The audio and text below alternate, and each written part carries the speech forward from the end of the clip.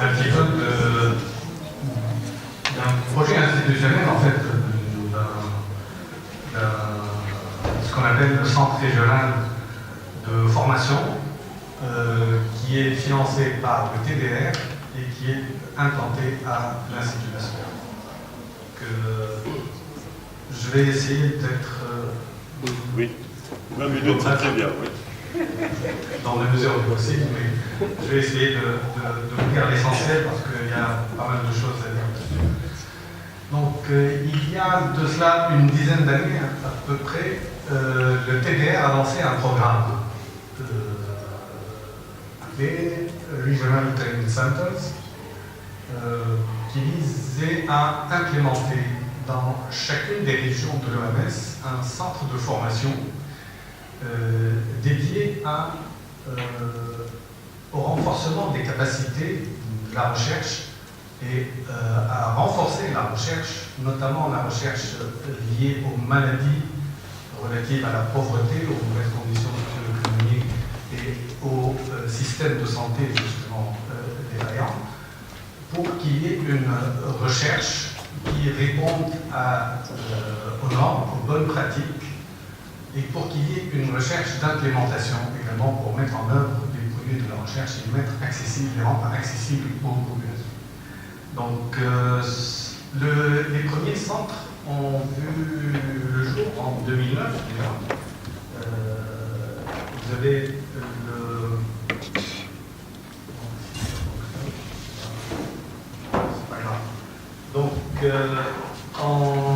en 2009, il y a eu une création du centre dans la région Europe, au Kazakhstan, et un centre en Indonésie, donc à l'université Caltech. Donc les deux premiers centres ont été suivis l'année d'après par un autre dans la région Ouest-Pacifique, et puis sans oublier bien entendu l'Amérique du Sud. Les 6 régions ont été couvertes finalement en 2015, parce que le dernier centre a été créé en 2015 et c'était celui de la région est-méditerranéenne, donc la région de l'Émeraude. Et la création du centre obéit donc à un processus. C'est un appel à candidature. Il y a eu plusieurs centres qui ont appliqué pour être sélectionnés RTC pour la région Émeraude. Et c'est l'application de l'Institut Pasteur donc, qui a été retenue. Et c'est depuis 2015 donc, que ce centre a vu le jour à l'Institut Pasteur de Tunis. Donc, comme je l'ai dit, les missions de ces centres, de façon générale, c'est d'encourager la recherche sur ces maladies infectieuses de la pauvreté, renforcer la capacité de recherche à la fois des chercheurs, mais également des institutions dans ces pays, et développer des stratégies de mise en œuvre répondant aux besoins de santé de ces pays. Donc, le processus concerne aussi l'intégration du contenu de la formation au niveau de l'institution et à l'échelle du pays, et qui est appelé à être étendu à la région. C'est ce qu'on appelle l'institutionnalisation. Donc, ce sont des missions d'une façon générale et la vision de ces centres donc, qui sont financés, leur budget provient du TDR. Donc, le programme de formation du centre qui est mis en place à l'Institut Pasteur de Tunis concerne l'organisation de formation, de workshops, de courte durée, 3 à 4 jours en moyenne, qui concernent d'une part les bonnes pratiques de la recherche en santé et d'autre part la recherche d'implémentation. Les bonnes pratiques se déclinent en 3 cours. Un cours sur les bonnes pratiques cliniques, un cours sur les bonnes pratiques de laboratoire et un cours sur les bonnes pratiques de la recherche en santé, qui est à distinguer de la recherche clinique, qui concerne les essais thérapeutiques, donc qui ont des normes un peu spécifiques.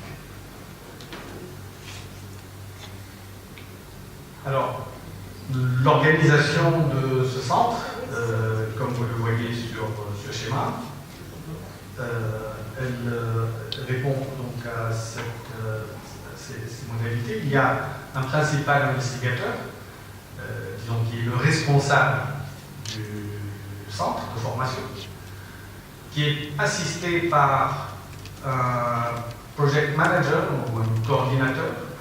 Et donc, au départ, le Dr Hafid Ben Salah, pour les années 2015-2016, a assuré la responsabilité de ce centre. Par la suite, j'ai été sollicité pour le faire à partir de 2017, donc voilà, bientôt un an et demi. Donc, le project manager, c'est Madame Wafir Kamoun, qui l'a assuré dès le départ. Donc, son rôle est très important parce que elle est, disons, la cheville ouvrière de tout ce centre et aussi bien des aspects organisationnels que la coordination entre les différents composants et les différentes parties au niveau de la région qui peuvent être concernées par ce type de formation, donc sont gérées à travers donc, ce rôle et ce poste de coordinateur. Donc le centre comporte des comités, des groupes de travail, un comité de logistique qui est coordonné lui-même par Madame Aïcha Boussir dès le départ de la création du centre, qui joue un rôle important dans l'organisation de ces formations. Et notamment, donc, il y a un comité de pilotage, qui est une comité, et un comité pédagogique. Donc, pour assurer la pertinence de la formation et la concordance de la formation par rapport aux objectifs fixés dès le départ par le programme TDR. Donc, la composition de ces comités, aussi bien pédagogiques que le comité de pilotage, répond à un besoin institutionnel, certes, mais également il est étendu à d'autres compétences en dehors de l'Institut, que ce soit des compétences au niveau de la faculté de médecine de Tunis ou ailleurs. Donc, chacun des cours a un responsable et un co-responsable, et tout le travail est évalué par la suite au niveau du comité de pilotage, et les rapports sont envoyés au TDR, au responsable de ce programme, qui est le Dr Pascal Lenoir, qui donc supervise les programmes et la formation au niveau des 6 centres à l'échelle globale. Donc, le contenu de cette formation, comme je l'ai dit, a deux aspects: les bonnes pratiques qui reposent sur deux piliers, l'éthique et l'assurance qualité. Donc, l'autre volet, c'est la recherche d'implémentation à travers un toolkit développé par TDR et qui est transmis à tous les centres de formation. Mais également, comme on va le voir par la suite, il a été complété par des formations en ligne qui sont en train d'être mises en place et d'être appliquées progressivement au niveau des 6 centres de ce programme. Donc la population cible est d'une part les chercheurs, mais pas que les chercheurs. Donc parce que cette formation concerne à la fois les décideurs, ça concerne les administratifs aussi, ça concerne les intervenants au niveau de la, comme des sociologues, des intervenants qui accompagnent les programmes de santé publique, donc, qui jouent un rôle très important, les spécialistes en communication également, qui sont ciblés par cette formation. Il y a tous les intervenants dans les programmes de prévention, les programmes de santé communautaire, également les membres des centres d'investigation clinique, etc. Et bien entendu, les écoles doctorales pour les chercheurs, les jeunes chercheurs, les écoles doctorales et les laboratoires des différentes structures, aussi bien académiques que de recherche. Donc la formation peut se faire soit sur place, face-to-face, soit en ligne, comme je l'ai mentionné tout à l'heure. La formation présentielle, elle se fait à l'échelle nationale. Donc, certains cours sont dédiés jusqu'à présent principalement à un public provenant de différents centres d'investigation clinique dans le pays, de différentes facultés de médecine, que ce soit celle de Tunis ou des autres facultés.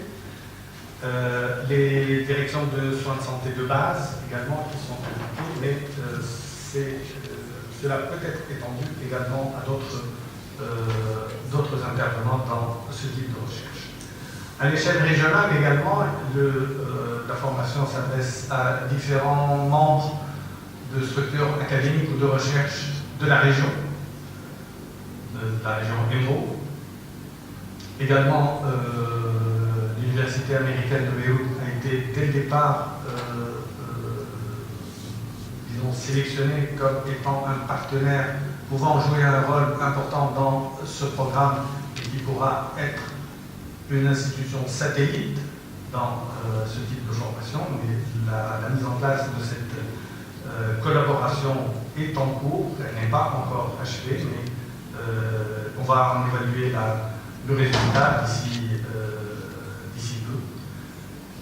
Et d'une manière générale, tout type de réseau sud-sud qui peut également être ciblé.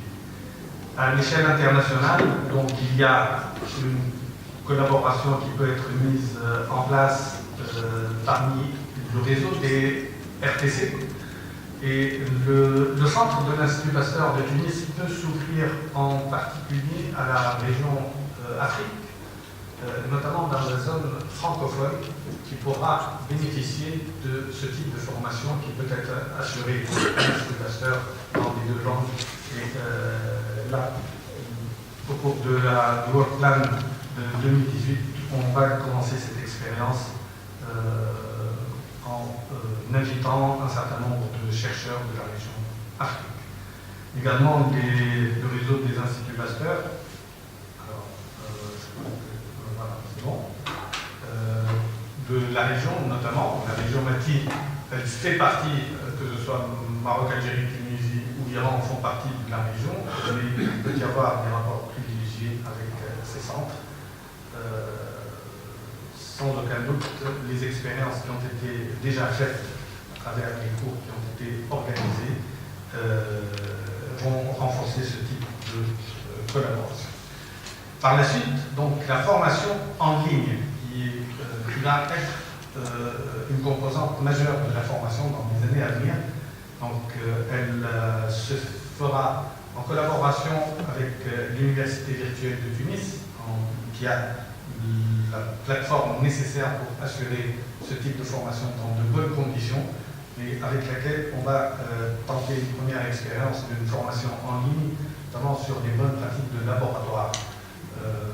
Les premiers contacts ont été pris, mais il va falloir qu'on active un petit peu cette plateforme de formation. Donc, en 2018, mais certainement en 2019, la mise en œuvre du MOOC qui a été développé par TDR sur la recherche d'implémentation va devenir opérationnelle et je pense qu'il y aura une évaluation à la fin 2019. C'était prévu que ce soit mis en place en 2018. Il y a eu de retard à sa mise en œuvre, mais j'estime que ce sera vers la fin 2019 qu'il y aura la première évaluation réelle de cette expérience. Donc l'orientation vers la formation en ligne va voir le jour au cours du Work Plan 2018-2019 et se renforcera certainement par la suite.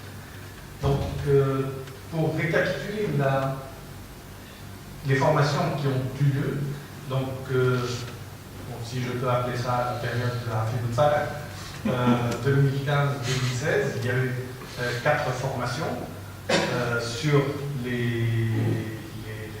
thèmes donc, que j'ai cités tout à l'heure. J'y ai participé personnellement comme facilitateur. Donc, par la suite, en 2017, nous avons continué avec les mêmes thèmes, les mêmes cours qui ont été organisés et nous avons étendu le champ des participants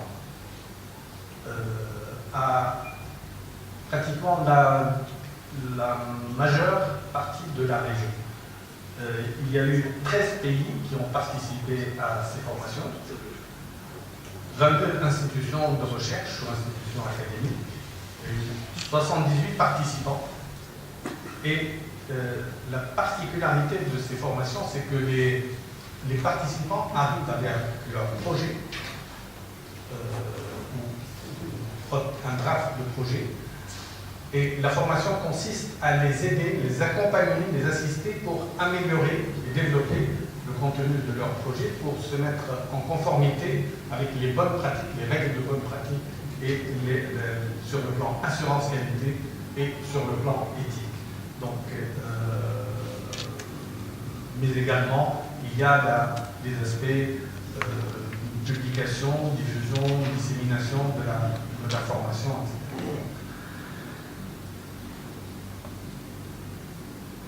Donc, en 2017, il y a eu organisation du cours sur les bonnes pratiques cliniques et les bonnes pratiques de laboratoire au mois d'août.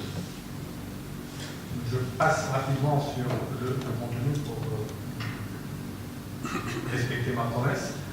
Donc, en 2017, nous avons injecté une autre composante à cette formation, c'est-à-dire nous avons prévu un workshop, une demi-journée, workshop dans les laboratoires, à l'Institut pour les aspects bonnes pratiques de laboratoire, pour essayer donc de faire des simulations, faire des formations au niveau de ces laboratoires et au niveau des pays.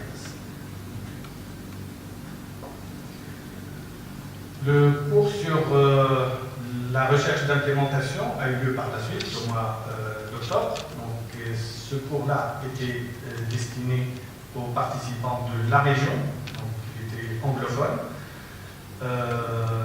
C'est avec la collaboration d'experts au niveau de EMRO, au Caire, le Dr Ahmed Mandi particulièrement, que nous avons organisé ce cours.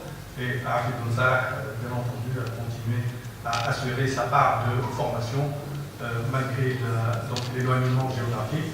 Donc nous avons gardé toutes les compétences qui ont participé dès le départ à la mise en place de cette formation et nous avons essayé en même temps de l'étoffer.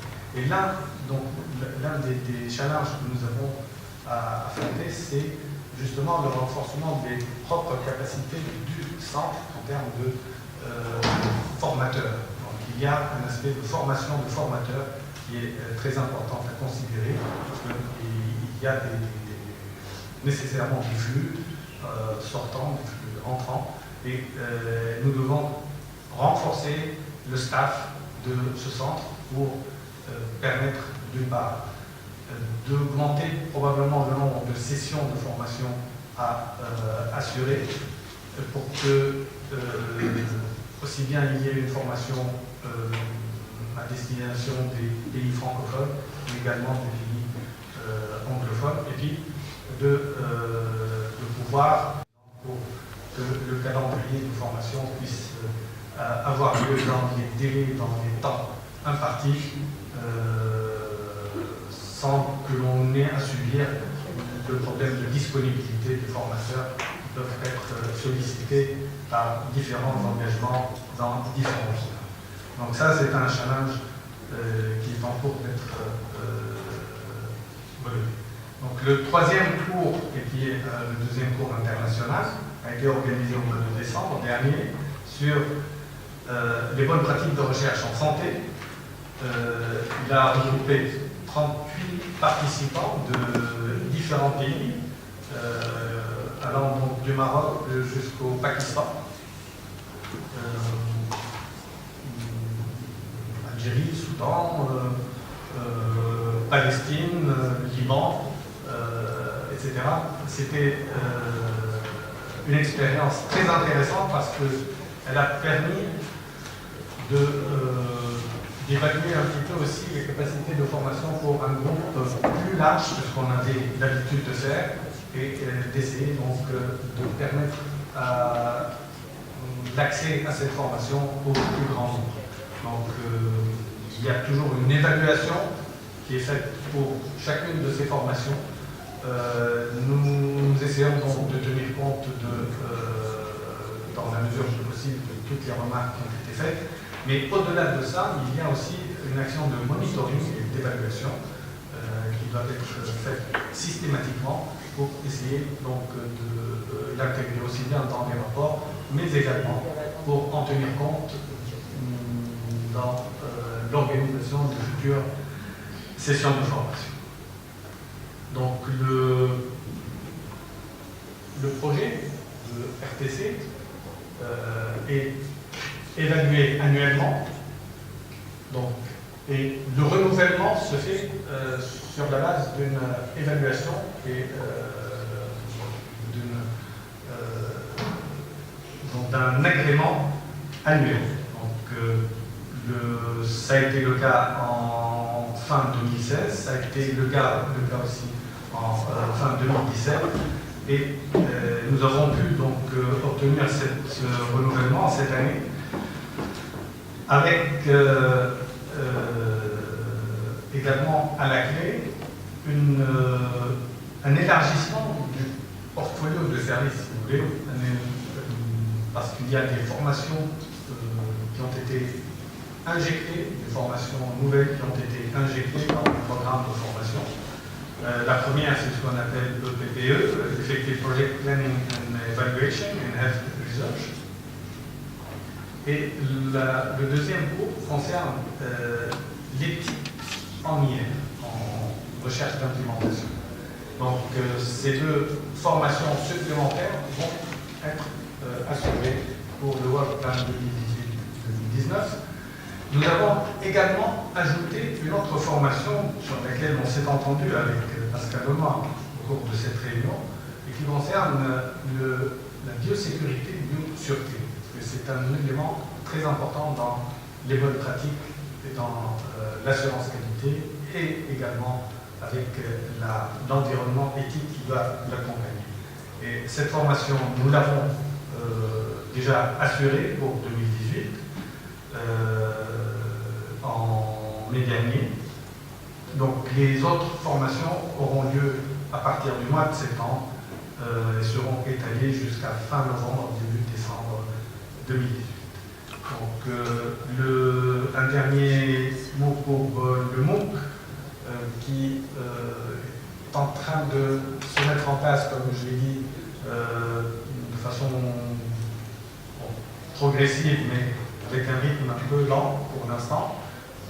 Je pense qu'en décembre 2018, on commencera à assurer la première session et par la suite, donc, nous pourrons l'évaluer vers la fin 2019. Donc, pour toute personne intéressée par cette formation, il y a un site qui est dédié à cela au niveau de l'Institut Pasteur et nous sommes donc tout à fait ouverts à toutes les remarques et les commentaires qui peuvent être donnés à ce sujet. Donc je remercie en particulier ici tous les membres qui ont permis de mettre en place ce Work Plan 2018-2019 parce que ça n'a pas été évident et pas facile du tout. Kram, Rafat, Bougara, qui est une jeune très prometteuse et qui a suivi une formation spécifique en IR, Yves Artour et toute l'équipe qui est un peu longue et pardonnez-moi si je ne cite pas tous les mots. Merci.